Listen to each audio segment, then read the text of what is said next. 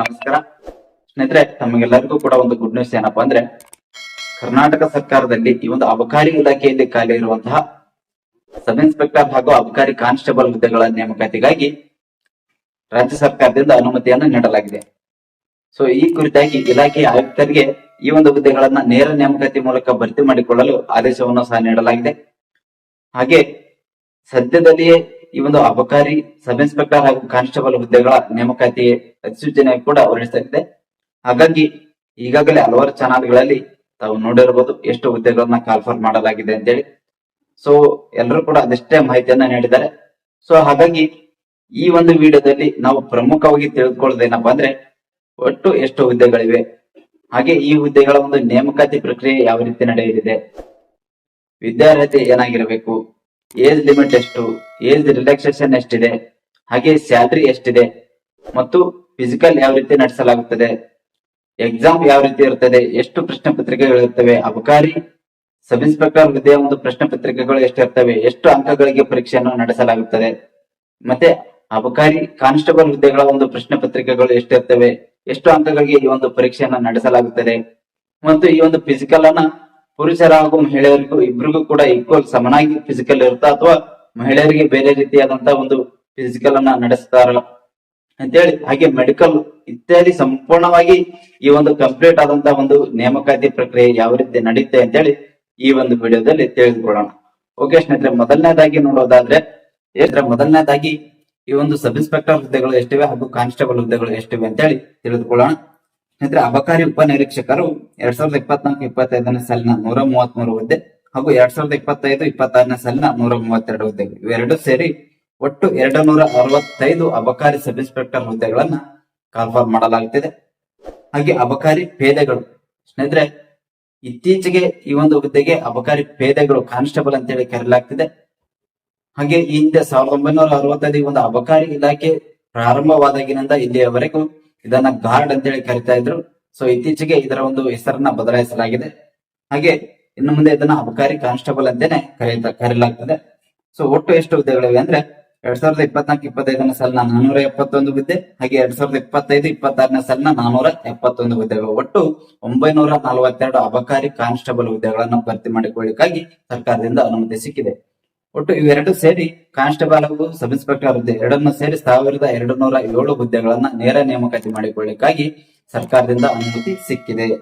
So ಈ ಕುರಿತಾಗಿ ಸದ್ಯದಲ್ಲಿ ನೋಟಿಫಿಕೇಶನ್ ಹೊರಬೀಳಲಿದೆ.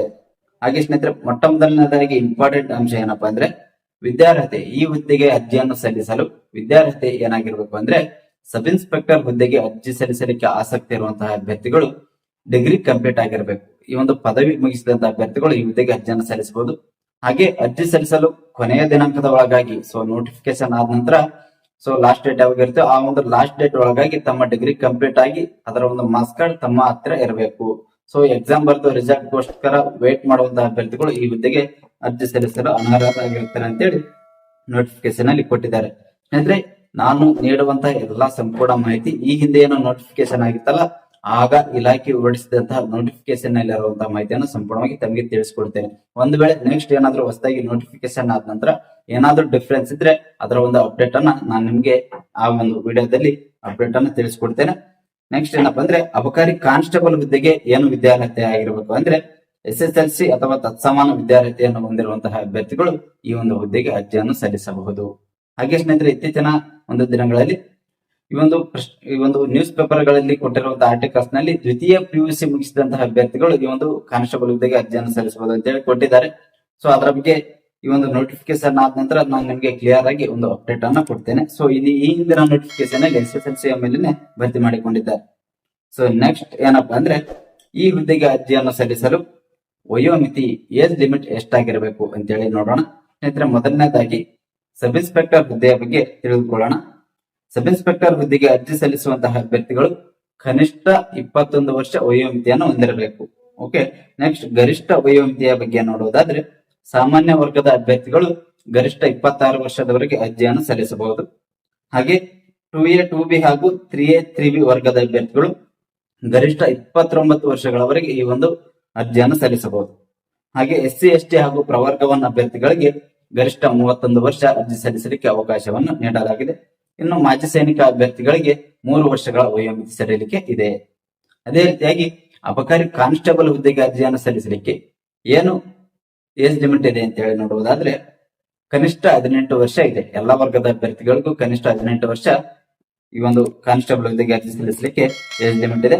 ಹಾಗೆ ಗರಿಷ್ಠ ವಯೋಮಿತಿಯ ಬಗ್ಗೆ ನೋಡುವುದಾದ್ರೆ ಸಾಮಾನ್ಯ ವರ್ಗದ ಅಭ್ಯರ್ಥಿಗಳಿಗೆ ಗರಿಷ್ಠ 26 ವರ್ಷ ಇದೆ. ಹಾಗೆ 3A 3B ಹಾಗೂ 2A 2B ವರ್ಗದ ಅಭ್ಯರ್ಥಿಗಳಿಗೆ ಗರಿಷ್ಠ 29 ವರ್ಷ ಇದೆ. ಇನ್ನು SC ST ಹಾಗೂ ಪ್ರವರ್ಗವನ್ನ ಅಭ್ಯರ್ಥಿಗಳಿಗೆ 31 ವರ್ಷಗಳು ಗರಿಷ್ಠ ವಯೋಮಿತಿ ಇದೆ. ಹಾಗೆ ಮಾಜಿ ಸೈನಿಕ ಅಭ್ಯರ್ಥಿಗಳಿಗೆ 3 ವರ್ಷಗಳ ವಯೋಮಿತಿ ಸಡಿಲಿಕೆ ಇದೆ. ಅಂದ್ರೆ ಆಲ್ಮೋಸ್ಟ್ ಸಬ್ ಇನ್ಸ್ಪೆಕ್ಟರ್ ಹಾಗೂ ಕಾನ್ಸ್ಟೇಬಲ್ ಹುದ್ದೆಗೆ ಒಂದು ಏಜ್ ಲಿಮಿಟ್ ಸೇಮ್ ಇದೆ. ಆದ್ರೆ ಕನಿಷ್ಠ ವಯೋಮಿತಿಯಲ್ಲಿ ಮಾತ್ರ ಸಬ್ ಇನ್ಸ್ಪೆಕ್ಟರ್ ಹುದ್ದೆಗೆ 21 ವರ್ಷ ಕನಿಷ್ಠ ವಯೋಮಿತಿ ಇದೆ, ಕಾನ್ಸ್ಟೇಬಲ್ ಹುದ್ದೆಗೆ 18 ವರ್ಷ ಇದೆ. ಸೊ ಇದಿಷ್ಟು ವಯೋಮಿತಿಯ ಬಗ್ಗೆ ಆಯ್ತು. ಸ್ನೇಹಿತರೆ, ಸ್ಯಾಲರಿ ಬಗ್ಗೆ ತಿಳಿದುಕೊಳ್ಳುವುದಾದ್ರೆ ಬೇಸಿಕ್ ಸ್ಯಾಲರಿ ಎಷ್ಟಿದೆಪ್ಪ ಅಂದ್ರೆ ಸಬ್ ಇನ್ಸ್ಪೆಕ್ಟರ್ ಹುದ್ದೆಗೆ 30,350 ರೂಪಾಯಿಯಿಂದ 58,250 ಈ ಒಂದು ಬೇಸಿಕ್ ಸ್ಯಾಲರಿ ಇದೆ. ಜಸ್ಟ್ ಇದು ಬೇಸಿಕ್ ಸ್ಯಾಲರಿ. ಇದಕ್ಕೆ ಇತರೆ ಸೌಲಭ್ಯಗಳು ಹಾಗೂ ಭತ್ಯೆಗಳು ಆಡ್ ಆಗುತ್ತವೆ. ಅದೆಲ್ಲ ಸೇರಿದ್ರೆ ಗ್ರಾಸ್ ಸ್ಯಾಲರಿ ಜಾಸ್ತಿನೇ ಆಗುತ್ತೆ. ಹಾಗೆ ಕಾನ್ಸ್ಟೇಬಲ್ ಹುದ್ದೆಗೆ, ಅಬಕಾರಿ ಕಾನ್ಸ್ಟೇಬಲ್ ಹುದ್ದೆಗೆ ಬೇಸಿಕ್ 21,400ರಿಂದ 42,000 ಬೇಸಿಕ್ ಸ್ಯಾಲರಿಯನ್ನ ನೀಡಲಾಗುತ್ತದೆ ಅಂತೇಳಿ ಇಲ್ಲಿ ಕೊಟ್ಟಿದ್ದಾರೆ. ಸೊ ಇದಕ್ಕೂ ಸಹ ಭತ್ಯೆಗಳು ಹಾಗೂ ಸರ್ಕಾರದಿಂದ ಸಿಗುವಂತಹ ಸೌಲಭ್ಯಗಳು ಇದಕ್ಕೆ ಆಡ್ ಆಗುತ್ತವೆ. ಸೊ ನೆಕ್ಸ್ಟ್ ಏನಪ್ಪಾ ಅಂದ್ರೆ ಹಲವಾರು ಅಭ್ಯರ್ಥಿಗಳಿಗೆ ಒಂದು ಡೌಟ್ ಇದೆ. ಈ ಒಂದು ಹುದ್ದೆಯನ್ನ ಫಸ್ಟ್ ಫಿಸಿಕಲ್ ನಡೆಸ್ತಾರ ಅಥವಾ ಎಕ್ಸಾಮ್ ನಡೆಸ್ತಾರ ಅಂತೇಳಿ ಡೌಟ್ ಇದೆ. ಅದರ ಬಗ್ಗೆ ಕ್ಲಿಯರ್ ಆಗಿ ತಿಳಿದುಕೊಳ್ಳಿ. ಈ ಒಂದು ಅಧಿಸೂಚನೆಯಲ್ಲಿ ಸ್ಪಷ್ಟವಾಗಿ ಕೊಟ್ಟಿದ್ದಾರೆ. ಸ್ನೇಹಿತರೆ, ಈ ಒಂದು ಹುದ್ದೆಗೆ ಅರ್ಜಿಯನ್ನು ಸಲ್ಲಿಸುವಂತಹ ಅಭ್ಯರ್ಥಿಗಳು ಸ್ಪರ್ಧಾತ್ಮಕ ಪರೀಕ್ಷೆಯಲ್ಲಿನ ಅಂಕಗಳ ಆಧಾರದ ಮೇಲೆ ಹಾಗೂ ಪ್ರಸ್ತುತ ಮೀಸಲಾತಿ ನಿಯಮಗಳ ಅನುಸಾರವಾಗಿ ಖಾಲಿ ಹುದ್ದೆಗಳ ಸಂಖ್ಯೆಗೆ ಅನುಗುಣವಾಗಿ 1:5 ಅನುಪಾತದಲ್ಲಿ ಅಭ್ಯರ್ಥಿಗಳನ್ನು ದೇಹದಾಢ್ಯತೆ ಮತ್ತು ದೈಹಿಕ ಸಾಮರ್ಥ್ಯ ಪರೀಕ್ಷೆಗೆ ಜಿಲ್ಲಾಧಿಕಾರಿಗಳ ಅಧ್ಯಕ್ಷತೆಯಲ್ಲಿ ರಚಿಸಲಾದ ಸಮಿತಿಗೆ ವಹಿಸಲಾಗುವುದು. ಅಂದ್ರೆ ಸ್ನೇಹಿತರೆ, ಫಸ್ಟ್ ಎಕ್ಸಾಮ್ ನಡೆಸ್ತಾರೆ. ಎಕ್ಸಾಮ್ ನಡೆಸಿ ಎಕ್ಸಾಮ್ ನಲ್ಲಿ ಗಳಿಸಿದಂತ ಅಂಕಗಳ ಆಧಾರದ ಮೇಲೆ ತಮ್ಮ ಕ್ಯಾಸ್ಟ್ ವೈಸ್ ಏನು ರಿಸರ್ವೇಶನ್ ಇದೆಯಲ್ಲ ಅದರ ಪ್ರಕಾರ ಮೆರಿಟ್ ಲಿಸ್ಟ್ ಅನ್ನ ಬಿಡ್ತಾರೆ. 1:5 ಒಂದು ಹುದ್ದೆಗೆ 5 ಅಭ್ಯರ್ಥಿಗಳಂತೆ 1:5 ಲಿಸ್ಟ್ ಅನ್ನ ಬಿಡ್ತಾರೆ. ಸೊ ಈ ಒಂದು 1:5 ಲಿಸ್ಟ್ ಗೆ ಆಯ್ಕೆಯಾದಂತಹ ಅಭ್ಯರ್ಥಿಗಳು ದೇಹದಾಢ್ಯತೆ ಪರೀಕ್ಷೆಗೆ ಹಾಜರಾಗಬೇಕಾಗಿರುತ್ತದೆ. ಈ ಒಂದು ಫಿಸಿಕಲ್ ಟೆಸ್ಟ್ ಗೆ ಹಾಜರಾಗಬೇಕು. ಆ ಒಂದು ಫಿಸಿಕಲ್ ಟೆಸ್ಟ್ ನಲ್ಲಿ ಪಾಸ್ ಆದಂತಹ ಅಭ್ಯರ್ಥಿಗಳಿಗೆ ನೆಕ್ಸ್ಟ್ ಏನ್ ಮಾಡ್ತಾರೆ ಅಂದ್ರೆ ಡಾಕ್ಯುಮೆಂಟ್ ವೆರಿಫಿಕೇಶನ್ ನಡೆಸುವ ಮೂಲಕ ಈ ಒಂದು ಹುದ್ದೆಗೆ ನೇಮಕಾತಿಯನ್ನ ಮಾಡಿಕೊಳ್ಳಲಾಗುತ್ತದೆ ಅಂತೇಳಿ ಸ್ಪಷ್ಟವಾಗಿ ಕೊಟ್ಟಿದ್ದಾರೆ. ಹಾಗೆ ಇನ್ನೊಂದೇನಪ್ಪಾ ಅಂದ್ರೆ ಯಾವುದೇ ರೀತಿಯಾಗಿ ಇಂಟರ್ವ್ಯೂ ಇರುವುದಿಲ್ಲ. ಈ ಹುದ್ದೆಗಳಿಗೆ ಯಾವುದೇ ರೀತಿಯಾಗಿ ಇಂಟರ್ವ್ಯೂ ಮೌಖಿಕವಾದ ಒಂದು ಪರೀಕ್ಷೆ ಇರುವುದಿಲ್ಲ ಅಂತೇಳಿ ಸ್ಪಷ್ಟವಾಗಿ ನೋಟಿಫಿಕೇಶನ್ ಅಲ್ಲಿ ಕೊಟ್ಟಿರ್ತಾರೆ. ಸೊ ನೆಕ್ಸ್ಟ್ ಏನಪ್ಪಾ ಅಂದ್ರೆ ಇದರ ಬಗ್ಗೆ ತಮಗೆ ಕ್ಲಿಯರ್ ಆಯ್ತು ಅನ್ಕೊಳ್ತೇನೆ. ಫಸ್ಟ್ ಎಕ್ಸಾಮ್, ಆನಂತರ ಫಿಸಿಕಲ್, ಆನಂತರ ಡಾಕ್ಯುಮೆಂಟ್ ವೆರಿಫಿಕೇಶನ್. ಓಕೆ,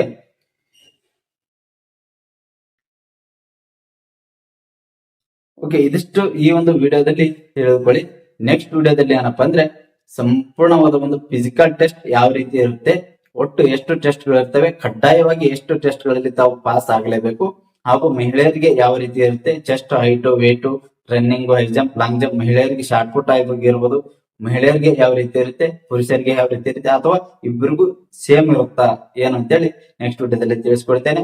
ಹಾಗೆ ನೆಕ್ಸ್ಟ್ ವಿಡಿಯೋದಲ್ಲಿ ಸಿಲೆಬಸ್ ಬಗ್ಗೆ ಮತ್ತು ಪರೀಕ್ಷೆಯ ಪ್ರಶ್ನೆ ಪತ್ರಿಕೆ ಹಾಗೂ ಸಿಲೆಬಸ್ ಬಗ್ಗೆ ಸಂಪೂರ್ಣವಾದ ಒಂದು ಮಾಹಿತಿಯನ್ನ ತಮಗೆ ತಿಳಿಸ್ಕೊಡ್ತೇನೆ.